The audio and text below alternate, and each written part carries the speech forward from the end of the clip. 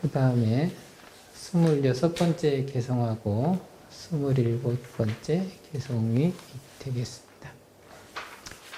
어리석어 지혜가 없는 사람은 게으름과 방종에 빠지고 생각이 깊은 사람은 부지런을 갑옷처럼 여긴다. 게으름에 빠지지 말라. 육체의 즐거움을 가까이 하지 말라. 게으르지 않고 생각이 깊은 사람만 큰 즐거움을 얻게 되리라.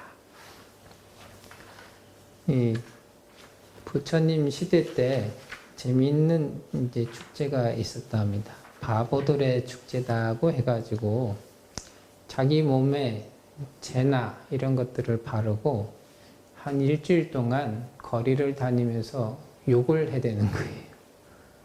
욕을 해대면서 이렇게 지내죠.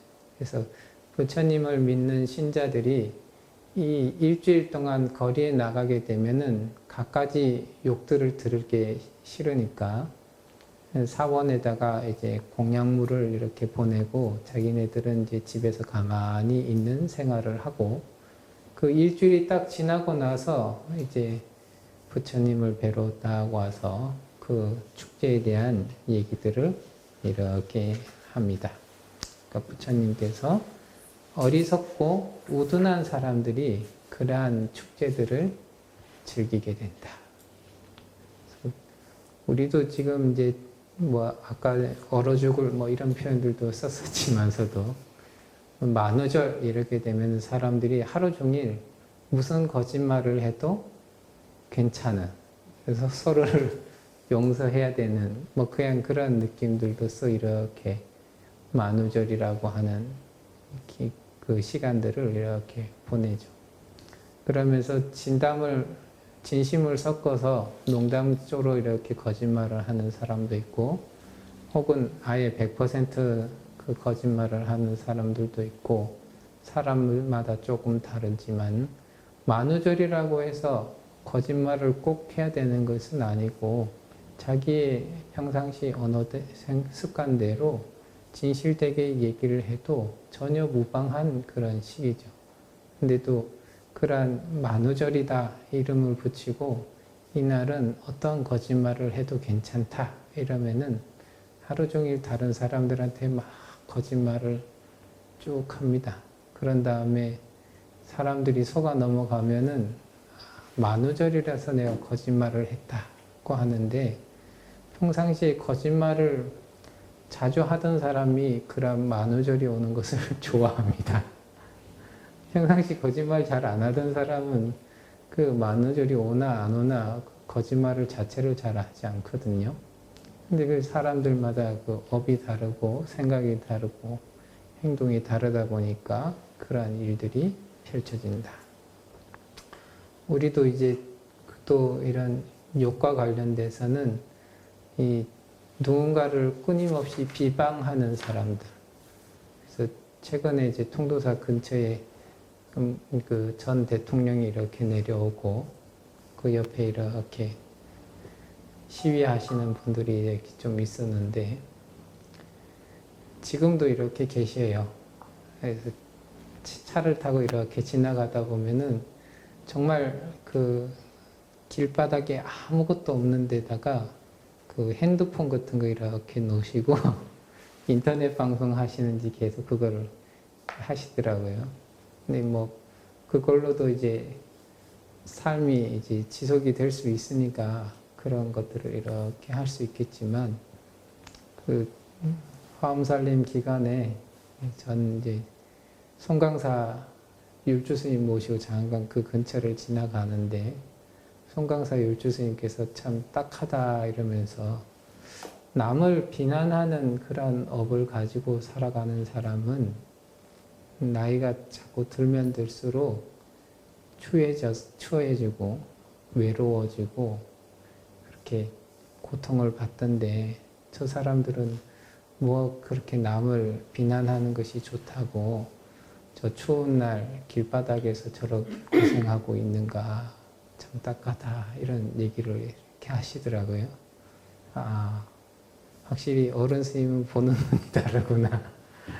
그래서 그냥 전에는 지나가면서 저 사람들은 참 뭐 때문에 저렇게 사는가 뭐 이런 생각만 하고 쓱 넘어갔었는데 어른 스님께서는 딱 그렇게 얘기를 해주시니까 참 마음에 와닿고 그것이 참 옳다 이런 생각이 이렇게 들었습니다. 그런 것처럼 지혜 없는 사람, 그래서 어리석고 지혜가 없는 사람은 자기가 어떠한 뭐 조건이 주어지든 조건이 주어지지 않든 간에 자기가 하는 행동에 대한 이 자각, 반조 이런 것들이 전혀 없이 그냥 이렇게 살아가는 거예요. 전에도 말씀드렸지만 불방일이라고 하는 것은 자기의 악업 저지르는 그러한 상태를 그냥 냅두는 그런 형태를 방일이라 한다 했거든요. 계름이다, 방종이다 이런 것들은 전부 다 자기의 악업을 그냥 그대로 놓고 그것을 오히려 좋아하거나 더 힘써서 실천하는 그러한 행위들을 불교에서는 게으르다, 방종하다 이렇게 표현을 합니다. 그래서 그런 사람들은 자꾸만 하던 대로 하니까 문제가 없을 것 같지만 하던 대로 하면서 갖가지 부작용을 낳고 갖가지 괴로움의 갑오들을 자기에게 스스로 부여하고 하는 그러한 일들을 쭉 하지만 생각이 깊은 사람, 주변을 살펴보고 역사를 살펴보고 또 다른 이들을 살펴보고 친한 이나 친하지 않은 이들이나 그런 것들을 꾸준히 살펴보는 사람들은 부지런함, 불방일, 자기의 악업을 그치게 하는 그러한 행동들을 갑오처럼 지킨다. 그 어떤 것보다도 소중하게 여기는 거죠. 그래서 이 부처님께서 다시 한번 하시는 얘기로 게으름에 빠지지 말라. 육체의 즐거움을 가까이 하지 말라. 방금 전에도 말씀드렸듯이 욕 안 하던 사람이 욕을 한번 했을 때 뭔가의 카타르시스 아주 즐거움을 한번 탁 느끼게 되면은 그때부터는 그것을 안 하던 때보다는 훨씬 더 자주 하게 되고 자주 하다 보면은 그것이 평균이 되고 평균이 되면은 밋밋해지거든요. 밋밋해지면 다시 신종 욕을 이렇게 개발을 하거나 찾아다니거나 이러면서 그걸 또 즐겨하게 되고 점점점 자기의 언어적 습관이 계속 거칠어져 가는 그런 상태로 자기를 계속 놓더라. 그래서 육체적 즐거움, 뭔가를 우리가 했을 때 이게 맛있다, 참 맛이 있다, 즐겁다, 재미있다 이런 것에 자꾸 빠지다 보면은 그거에 헤어나올 길을 스스로 찾지 못하고 계속적으로 그것을 즐기는 그런 상태에 빠지더라. 그래서 게으름에 빠지지 말라. 방일한 상태에 빠지지 말아라. 이렇게 하는 거죠. 그래서 방일함에 빠지지 말고 용락, 해욕의 즐거움에 빠지지 말라. 그래서 자기 게으르지 않고 자기 생각이 쭉 깊게 하면서 선정을 닦고 자기를 경계하고 이런 사람들만이 만찢내 큰 즐거움을 얻게 되리라. 그래서 이 부처님께서 그 깨달음을 얻었을 때 열반락이다 이렇게 할 때는 대체적으로 이러한 안락하다 하는 이 표현들을 많이 쓰세요. 뭐냐면은 번뇌를 가지고 있는 사람은 불안할 수밖에 없어요.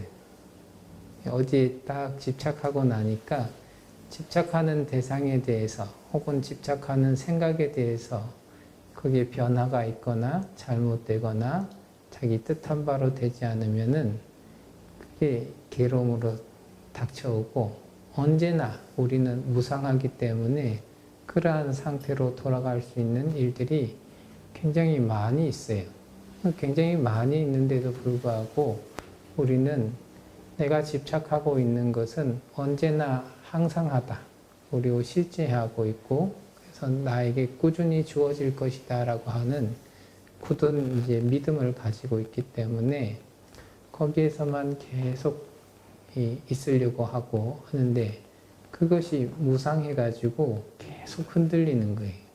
그러면 자기 스스로는 계속적으로 심리적인 불안 상태, 괴로운 상태를 계속 이야기하게 되더라. 그래서 부처님께서는 그러한 부분에서 우리가 벗어났을 때 아주 편안한 즐거움, 안락을 얻게 된다. 본내가 사라져야만이 아주 편안하고 평평하고 흔들리지 않는 그러한 즐거움을 얻게 된다. 이렇게 하죠.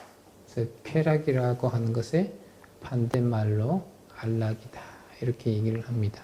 그래서 이 육체적 혹은 자기 자신의 취향에 맞고 하는 그런 데에 집착을 하고 또 그러한 것을 즐기고 하는 그러한 행동들은 계속적으로 우리에게 안락을 가져다 주지 않고 그 시간이 조금만 지나고 조건이 조금만 변경이 되면 우리에게 크나큰 고통으로서 찾아오게 된다 하는 얘기들을 부처님께서 얘기를 하고 계십니다. 그 다음 28번째 개송이 되겠습니다. 지혜로운 이가 부지런해서 게으름을 물리칠 때는 지혜의 높은 다락에 올라 근심하는 무리들을 내려다본다. 마치 산 위에 오른 사람이 지상에 있는 사람들을 내려다보듯이. 있는 개성입니다. 이 개성은 마하가섭존자가 하루는 앉아서 천안으로 중생이 태어나고 죽는 모습들을 이렇게 관찰을 합니다. 관찰을 하는데 부처님께서 이제 세상을 보시다가 마하가섭이 천안으로서 중생들이 어떠한 업을 짓고 어디에서 태어나고 어디에서 죽고 하는 그러한 과정들을 낱낱이 이렇게 살펴보시죠. 그런 것을 보면서 부처님께서 마하가섭존자한테 가서 그러한 얘기를 하십니다. 중생들이 업에 따라 태어나고 사라지는 것을 아는, 아주 원만하게 아는 지혜는 오직 부처님만이 가능하다. 그리고 이러한 능력은 그대의 능력 밖에 있다. 오직 부처님만이 그 중생들이 태어나고 사라지는 것을 완전히 알고 볼 수 있다. 이런 얘기들을 이렇게 하시죠. 우리가 그 육신통 이렇게 할 때 숙명통은 과거에서부터 현재까지의 업에 누가 어떠한 업을 지었고 그 과보로 어떻게 되었고 이것을 보는 것이 숙명통이다라고 한다면은 천안통은 물론 천안통이라고 했을 때 멀리 있는 것을 지금 눈앞에 있는 것처럼 보는 능력도 있지만서도 현재 어떠한 업을 지어서 미래에 어떻게 갈 것인지를 명확하게 아는 그런 지혜를 천안통이라고 하죠. 그래서 부처님은 과거와 현재와 미래 3세 인과에 대해서 분명하게 아신다. 그래서 어떠한 업을 지었을 때 어떠한 결과가 얼마만큼 찾아오는지에 대해서 명확하게 아시는 분이다. 그래서 우리는 부처님이다. 이렇게 하거든요. 그래서 이 천안통을 가지고 보는 이런 얘기들을 하셨다. 그러면은 왜 이 서가모니 부처님께서 마하가섭이라고 하는 두타제일이고 지혜가 많은 이러한 분에게 이러한 얘기들을 하게 되었는가. 뭐 구사론에 대한 내용들도 좋고요. 혹은 이제 능엄경 같은 경우에서도 이렇게 보면은 능엄경 10권에 보면은 그런 내용들이 이렇게 나옵니다. 어떤 사람이 선정에 들어서 8만 급 동안 그 중생들의 태어나고 죽는 것을 봤더니 어떤 중생들은 사람으로 태어나서 사람으로 쭉 살고 과거도 그랬고 현재부터 미래까지도 그렇게 살더라. 이 사람은 사람으로서 계속 살아가는 사람이지 해탈을 하지 못하는구나. 축생으로 태어난 사람이 8만 급 전에도 축생이었고 8만 급 후까지도 축생이었다. 이런 얘기들을 이렇게 합니다. 그러면은 그리고 그 이후에 그 이전의 시기나 그 이후의 시기는 볼 능력이 없다. 그러니까 여기에 맞춰서 상경과 단경 이 중생은 해탈할 수 없다. 혹은 이 중생은 해탈할 수 있다. 뭐 이런 얘기들을 할 때 변동이 없는 중생들을 이렇게 보면서 저 정도면 저 중생은 절대 해탈할 수 없는 중생 이러면서 이제 이렇게 칸막이를 딱 치는 거죠. 그런 일들이 이렇게 일어나더라 하는 거죠. 그래서 이 수행의 계위에 따라서 이 자기의 천안통이나 숙명통이 열릴 때 어느 정도까지 볼 수 있는지를 그 논장에 보면은 이렇게 하나씩 설명을 이렇게 해놓고 있습니다. 그래서 우리가 가끔씩 무슨 전생을 보게 된다 하는 분들이 이렇게 있어도 그분들이 과연 얼마만큼의 전생을 보고 기억을 하고 있느냐에 따라서 조금씩 달라지거든요. 막 이런 어떤 비사라든지 혹은 쓴 소문에 비하면 어떤 분이 전생에 한 100생은 본다더라, 500생까지는 본다더라. 이런 얘기들을 꾸준히 하고 있는데 그 안에서의 인과인 거예요. 그 안에서의 인과다 보니까 그 안에서 저 사람은 나를 골탕 먹이고 저 사람은 나를 힘들게 했다면은 그것이 현재 과거에 했고 지금은 나한테 아무 행동을 하지 않았는데 저놈은 앞으로 과거에도 원수였고 미래에도 원수다. 이런 인식들을 이렇게 가지면서 갑자기 적대적인 관계들을 이렇게 맺고 갈 수가 있죠. 그리고 어떤 사람은 과거에 나한테 잘했고 왠지 앞으로도 나한테 잘할 것 같으니까 무조건적으로 저 사람은 호인이다. 이렇게 해서 할 수도 있고요. 하지만 부처님께서 이렇게 3세의 인과를 꾸준히 살펴본 걸로 보면은 미워할 때도 있고 좋아할 때도 있었지만 인연이 닿게 되면은 만나게 되는 거는 확실하더라. 그 과정 중에서 무슨 업을 지었느냐에 따라서 서로가 서로에게 받는 과보들이 달라지더라. 이런 얘기들을 쭉 하시죠. 그래서 이러한 인과를 3세의 인과를 바라보는 그 시선을 가지고 부처님께서 이 얘기를 하시는 거죠. 지혜로운 이가 부지런해서 게으름을 물리친다. 3세 인과를 명확하게 보는 눈으로서 어떠한 업을 지으면은 어떠한 과보가 일어나는지를 분명히 알아서 중생들한테 최대한 좋은 업의 결과가 오는 좋은 과보가 찾아오는 업만을 하라고 뽑아서 얘기를 꾸준히 하시는 거예요. 그게 3기가 되고 5개가 되고 선정이 되고 지혜가 되고 육바람이 되고 37 조도품이 되고 갖가지 수행법들이 다 거기에 포함이 되는 거죠. 그런 것처럼 얘기를 꾸준히 하시는데 그래서 그러한 지혜를 갖추신 분들은 언제나 아주 높은 지혜, 고차원적인 지혜에서 그냥 고차원적인 지혜로 그냥 밑에를 그냥 가만히 보는 게 아니라 근심하는 무리들, 괴로움을 받고 그 괴로움에 다시 또 다른 괴로움의 원인을 짓는 무리들을 가만히 관찰하면서 지켜본다. 근데 그 바라보는 그 시선은 저 아래 것들 고생하는구나 이런 건 아니죠. 저 고생하는 사람들을 빨리 구제해 줘야 될 건데 하는 자비의 시선으로 바라보고 계실 거예요.